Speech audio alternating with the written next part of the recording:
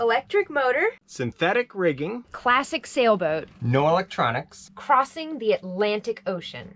Going where the fair winds blow, our home is where the waters flow. We'll show you what we've come to know on board while sailing wisdom.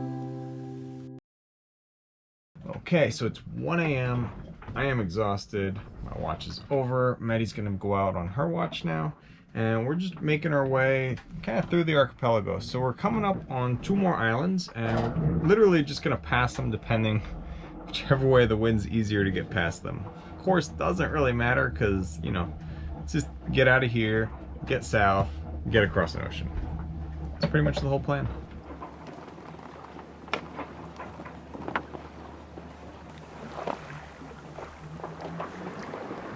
Today is October 20th and we just had like a very slow but a very peaceful passage through the Cape Verde Islands. So we're currently passing between our last 2 islands. This will let us slip out and leave the archipelago and head out into the open Atlantic. We can then start making our way to Suriname. And it's been slow, but at the same time, it's been so peaceful. I'm so excited and looking forward to this trip.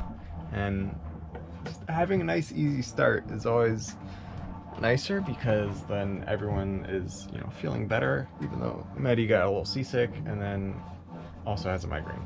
But at least it's not, you know, those situations plus horrible seas tossing everything around. So it's just been like really easygoing and just really, really nice. Well, it's time for morning forecast. Pressure's climbing slightly. There's some clouds in the distance behind us, so it looks like we're gonna have some wind. Because there's wind now, there's gonna be a little more wind later.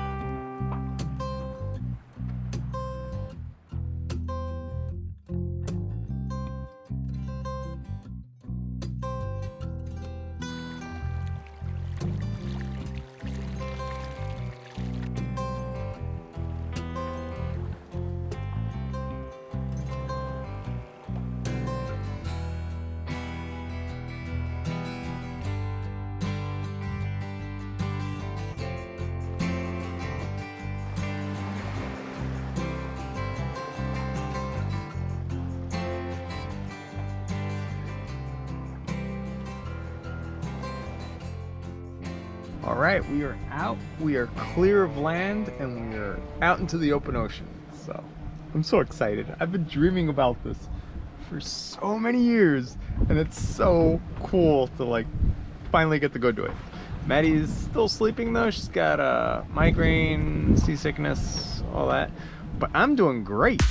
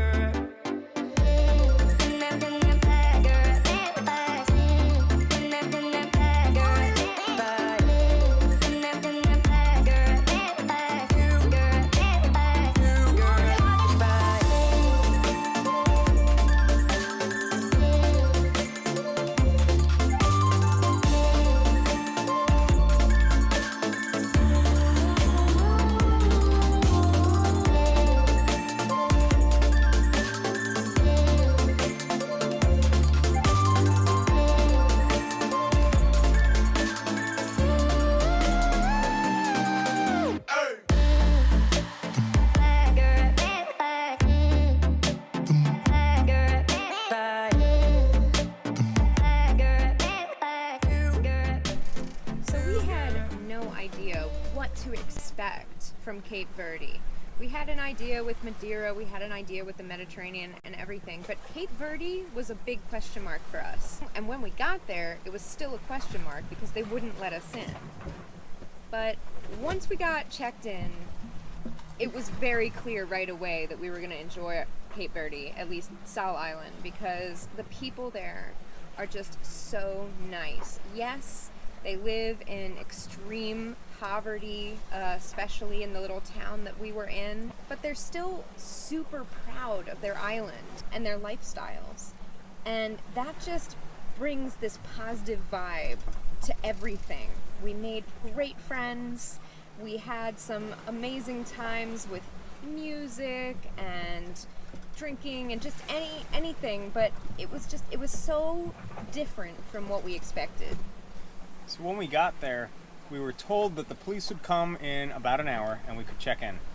And we were told this for hours every day for 5 days. It was very frustrating. Thankfully, we were able to check in eventually, and then we got to go in, and it was so much fun. I really enjoyed it. So when I was a kid, I grew up in Puerto Rico, and hurricanes come from the African coast and then smash into the Caribbean. So I'd always see them come off the African coast as these thundercloud things, pass over Cape Verde and turn into hurricanes. And as a really small child, give me a break here, I thought that the Cape Verdeans threw something up into them to transform them from thunderstorm to hurricane. And I always just as I grew up, I wondered, what's it like there? What's this place that I've heard about and seen on maps for my whole life, but what's it like? So it was so cool to actually go there and stand there and see Cape Verde. For us, one of the most important aspects of travel is the food, and Cape Verde had the food. We tried perserbins, we had tuna intestines, tuna hearts, we had all kinds of strange but awesome things to eat. What strikes me amazing about Cape Verde is how little the people there want, and therefore how happy they are. There's no desire for things that they don't have, and as a result, these people who are living in tiny little shacks with curtains for doors, they are completely content with their lives and even hold this enormous pride for where they live and how they live. And I think that was one of the most interesting things about the entire experience that we had there, because it was so starkly different from the US, from mainland Europe. It was completely different. So yes, since it was an African island, I expected it to be very similar to Tangier. But one thing that struck me as so wonderful on Cape Verde is that Herbie and I were not seen as walking wallets like we were in Tangier. And the people didn't treat us nicely only to get us to buy something off of them, which was the case that we had in Morocco. So it just made us feel like we were actually welcome there for who we were and not for what we might spend there. Because as cruisers, they don't understand that we don't have a lot of money. But it didn't matter. They even gave us free gifts. We paid for plenty because we wanted to support them, but they were giving us stuff for free just for our friendship, and it made it much more enjoyable because we were able to be ourselves and know that we were making real friends. So we really truly felt like we were experiencing a brand new culture, which I think is one of the best things about cruising. You can go to these places that aren't necessarily travel destinations for the average person, especially the average American. And you wouldn't want to go here on a honeymoon. You wouldn't want to go here for pleasure, but since we went there as a stopover before we set off to cross the Atlantic, we were able to really experience it as the only tourists or foreigners on the island. Yeah, for me, it really was cruising. Like when I picture, like my mental picture of what it is to go cruising, it's to be like on the boat and you go into a town that's just completely alien from anything that you could like drive to or fly to or stuff like that. So yeah, there's an airport. You can get there by not boat, but when you're there, you feel like you're in an entirely different world, and it's just so awesome. I loved it there. It was just so much fun. The people were amazing. It really was one of the highlights of this trip. So it was the perfect jumping off point for this Atlantic crossing, and it was a fantastic conclusion to that section of our journey. I'm gonna miss it over there, and I do intend to go back, especially to visit the friends that we made, because we were only there on shore for 4 days, and yet the people were so welcoming.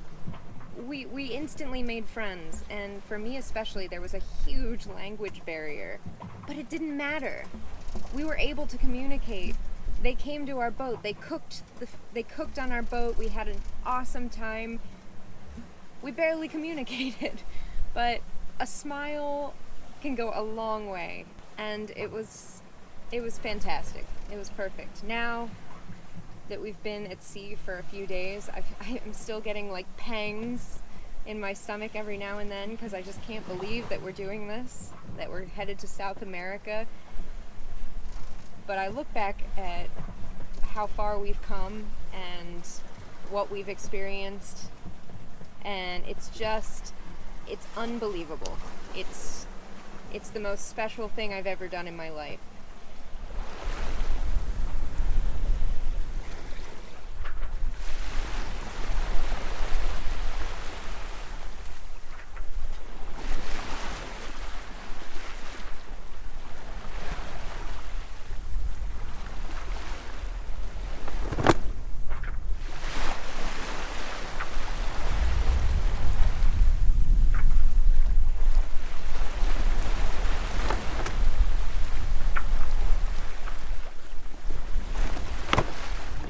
Okay, so we're gonna have some lamb for dinner. Very excited for this. And we're gonna make it in the oven. That way I don't have to stand around and babysit it. Okay, the lamb is in the oven. I'm making some dill rice. And dinner's gonna be ready pretty soon. So I'm really hungry and really excited because it's gonna be so delicious.